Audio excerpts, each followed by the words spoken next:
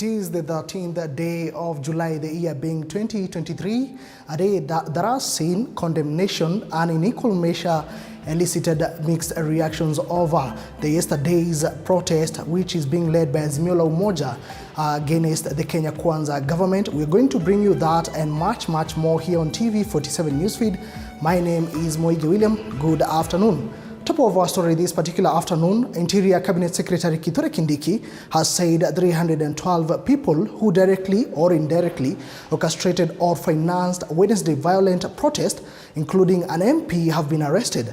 Speaking during the opening of the police station at Keserian in Kajiado County, Kindiki has asked the police to deal with those who will break the law and destroy properties of citizens during protest. Furthermore, he has warned the politicians who are fueling the protest, saying they will face the law.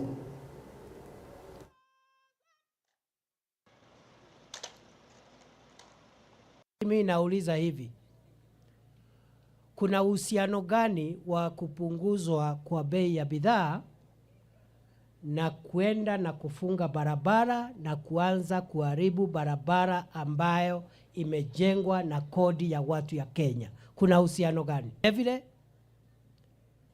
hakuna uhusiano baina ya siasa ama mambo ya uchumi ya kupunguza bidhaa na kuchukua mawe na kupiga mtu na mawe ambaye ni mama ama mzee anaenda kuuza bidhaa yake sokoni kutafutia watoto wake riziki. Ni changamoto ya watu ambao wanajificha kwa siasa, wakijisingizia ya kwamba wanatekeleza haki zao za kibinadamu na ya kidemokrasia, ili hali ni wahalifu, sio siasa wanafanya.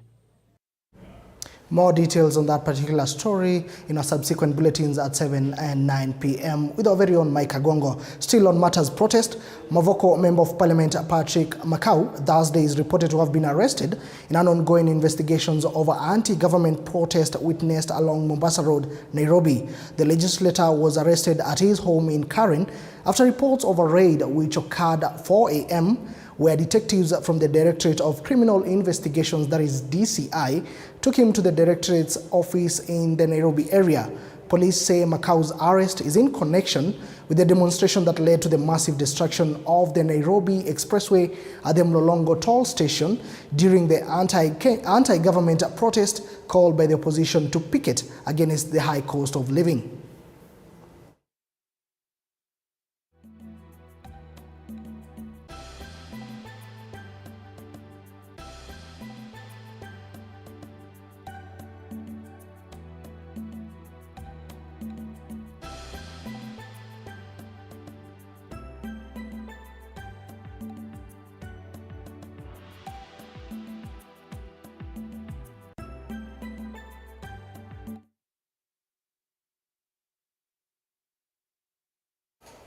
All right, now let us shift gears where the State Department of Housing and Urban Development is holding a 2-day national symposium in Naivasha on designing and costing of the government's project on affordable housing. We cross over to our reporter Willie Dennis Njiru, who is at the workshop, to give us the latest updates. Willie, if you can hear me, over to you. Thank you very much, my colleague in studio, Moige, for giving me a few moments to just bring up to speed our viewers on the developments coming from this sitting. It has been quite an insightful event here in Naivasha, and we have since gotten to understand that 29 constituencies so far have been awarded the project across the country, whereas some other 61 are yet to be advertised for construction, and this is good news across to the very first lot that will be getting into new houses courtesy of the affordable housing. Since September of 2022, 36,000 units have since been constructed, and that is under the Kenya Kwanza government, and a completion of 9,000 units that were yet to be completed by a last regime, which have since been completed. As such, and we would say that the government has been able to acquire 178 parcels of lands across the country, and they are undergoing scrutiny and various level of just to authenticity, see that this is viable. 178 parcels out of a possible that is 523 parcels of land across the country that the government has since been able to acquire. And culminatively, this is all around 7,000 acres, which will be a good thing to showcase. Just to bring you up to speed on what we are going to be preparing on over in the 7 p.m. bulletin and 9 p.m. bulletin, is that the minister has been very categorical on affordability of the said houses to every Kenyan who wishes to have one, and not just a housing, but a housing that is decent. He quantifies, he specifically says, and I quote him, he wants to see a smart house 15 years down the line, not as the situation were in 1960s, where we had some houses built in 1940s, 1950s, and thereafter have since been depreciated, and they since look like they could be brought down, and then we have some other floods coming up.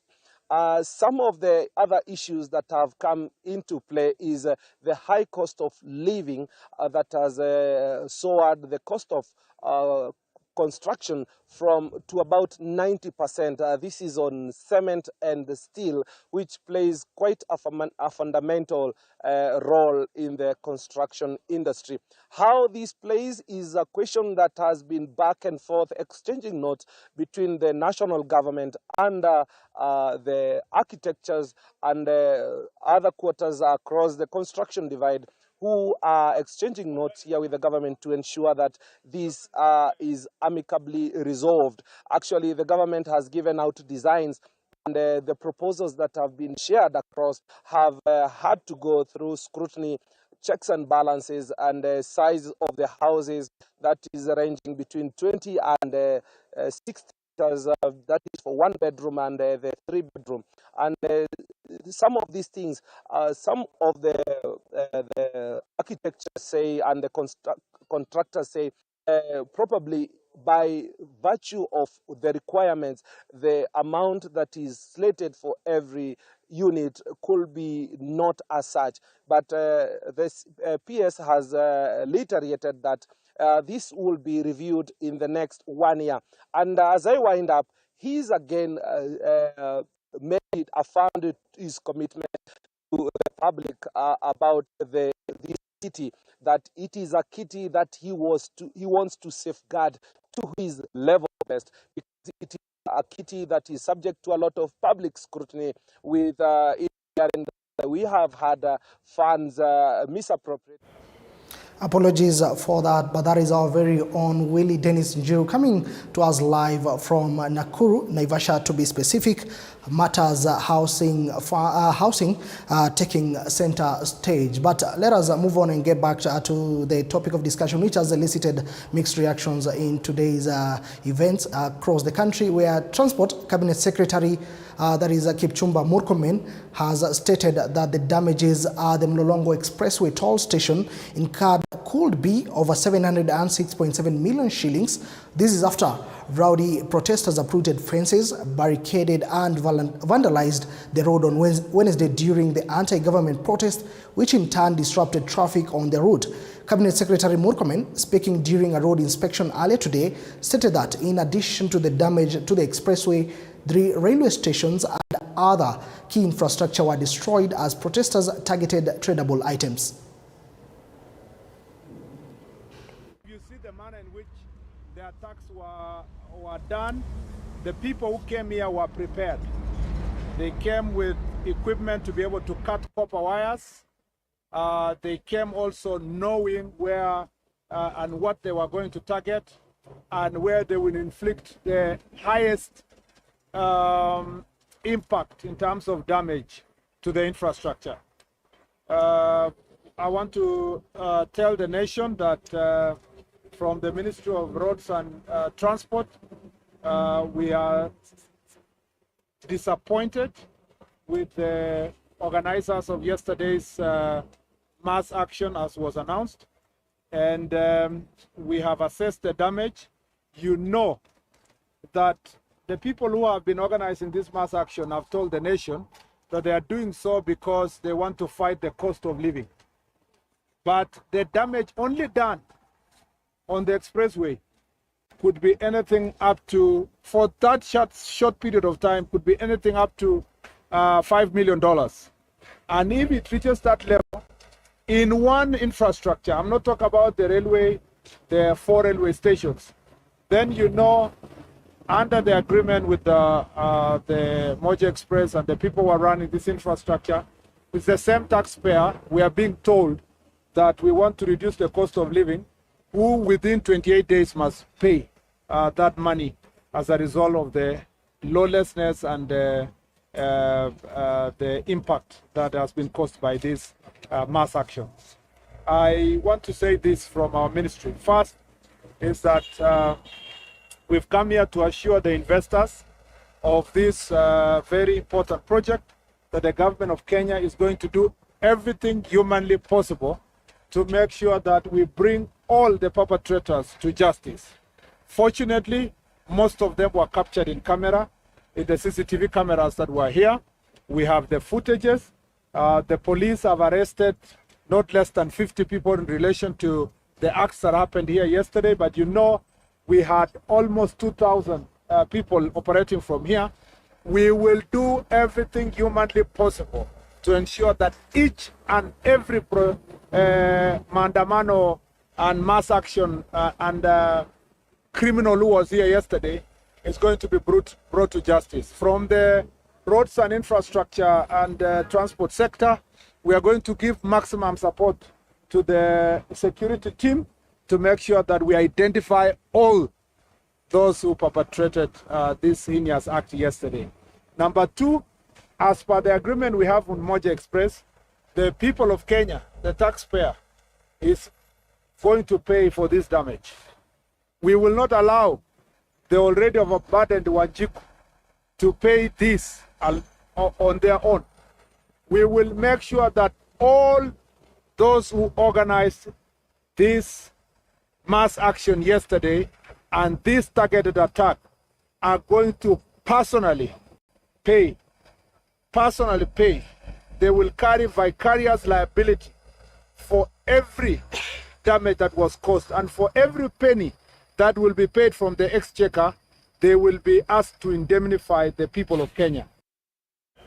All right, there you have it from Cabinet Secretary for Roads, Kipchumba Murkomen. Talking about Cabinet Secretaries, many of President William Ruto's Cabinet Secretaries have scored poorly more than 8 months after taking office. Most of them have performed below 40%, according to the new research released today by research firm TIFA. The highest, which is Interior Cabinet Secretary Kithure Kindiki, scored at least 34% in restoring order in the country.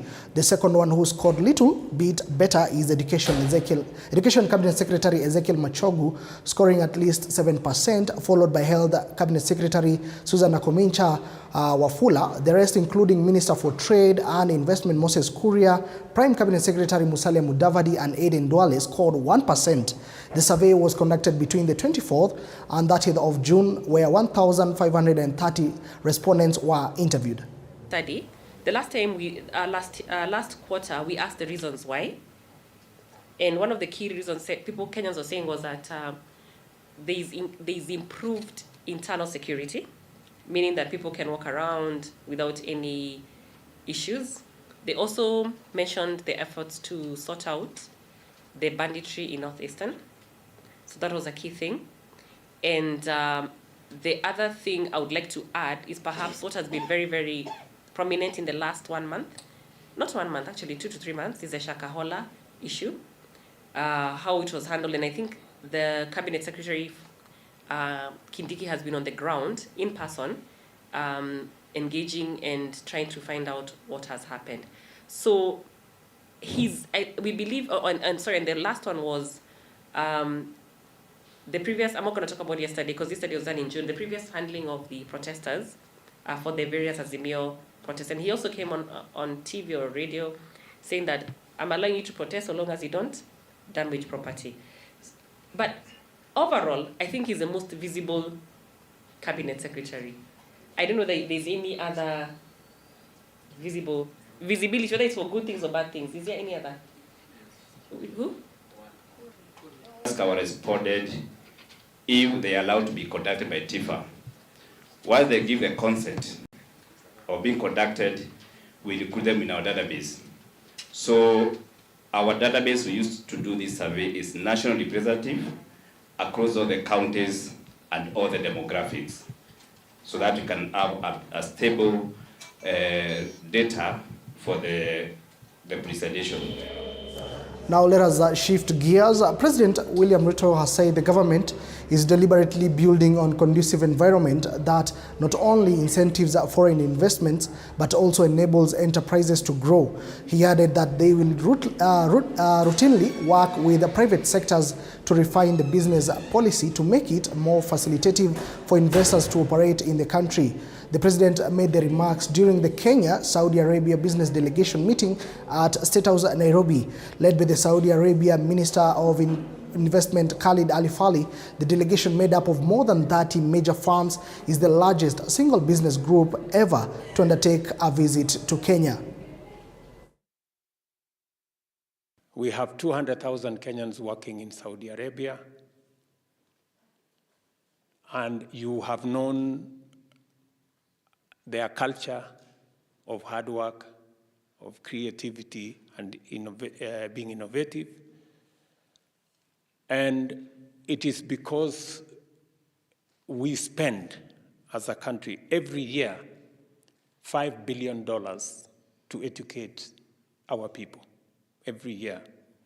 This year, we will spend slightly more on making sure that all our kids are in school, our colleges are working, our universities are properly aligned. And I want to promise you that we will continue to prepare the best possible human capital to work for the people of Kenya and to work for humanity, including in Saudi Arabia. We see Africa as part and parcel of our future. And through that integration process that we're strategizing around, we see a number of countries as key gateways into this great continent that is going to grow at multiples of global growth. And we see demographics, natural resources, logistics and location, and a number of other factors as drivers for not only growth in terms of population and GDP, but also prosperity. So we want to be your partners for this. We are extremely, extremely impressed by what Kenya is doing under your astute and visionary leadership, and we congratulate you. Now to the coastal region, school activities have been disrupted at Juhudi Primary School in Lamu County following the terror attacks witnessed in the county 2 weeks ago. According to the Juhudi head teacher, school schedule had to be changed due to the refugees who escaped from their homes and settled that are in the school for their security safety. Our reporter Daniel Kihoro has more on that. Hawa wazazi na watoto wanalala hapa. So mpaka tureschedule timetable kiasi kwamba hawa watoto wataweza watoke hapa asubuhi, waende na wazazi wao, wajitayarishe ndio waje shule. Kwa hivyo time ya kuingia shule tumebadilisha.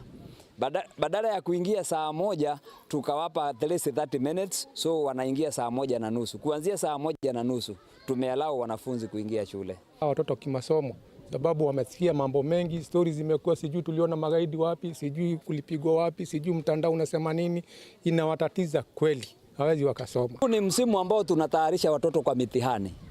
Na tunapotayarisha watoto kwa mitihani with such issues inaathiri matokeo yetu moja kwa moja. All right. Deputy President Rigathi Gachagua has now said that the government is ready to ensure the full implementation of laws once passed by Parliament. Speaking during the launch of Kenya Parliamentary Conservation Climate Change Caucus and the Strategic Plan for the Climate Action and Environmental Sustainability at the Sarova Stanley, Gachagua praised the lawmakers for coming up with a plan, saying the government will support the initiative because climate change has affected Kenyans. The Deputy President has added that Kenya Kwanza administration will take up measures to lower the rate of desertification and combat climate change. Other leaders, including Environment Cabinet Secretary Soipan Tuya, defended the government's lifting of logging ban, saying only commercial logging will be allowed. It is gratifying for members of Parliament from across the political divide to work together under the Kenya Parliamentary Conservation Climate Change Caucus, putting the interests of our country first to jointly address critical issues of conserving the environment is indeed commendable. This is a reflection of your vision and mission of multi-party approach in building consensus to saving our environment for posterity. For you to succeed, this program of 15 billion trees, if members of Parliament are involved fully, it will succeed. If we leave them out and we try to do it from Nairobi, we'll fail. Moving on, Vice Chancellors from various institutions of higher learning have partnered with the private sector in a bid to finance research and innovation among university students so as to enhance the country's economic and ICT sector. Speaking during the launch of a partnership between the KCA University and the private sector to finance the School of Science, Innovation and Technology, CPA Nick Nayaga described technology as a key tool in enhancing the micro and small enterprise, who have cited limited access to finances, low level of education, considering only 7% of the population in the sector have gone past secondary school and 42% being primary school leavers as the main impediments of growth and sustainability in the country's economic sector. Grown beyond the first generation independent universities that were basically teaching universities. We have grown into a second generation that is teaching research and innovation. And eventually, in the near horizon, we are looking into maturing into a third generation university that combines teaching, combines research, innovation, and commercialization. And I can tell you, I'm not a prophet, but I can tell you, with the 2023 Finance Act, a lot of micro and small enterprises are going to die. They are going to die because of the drastic changes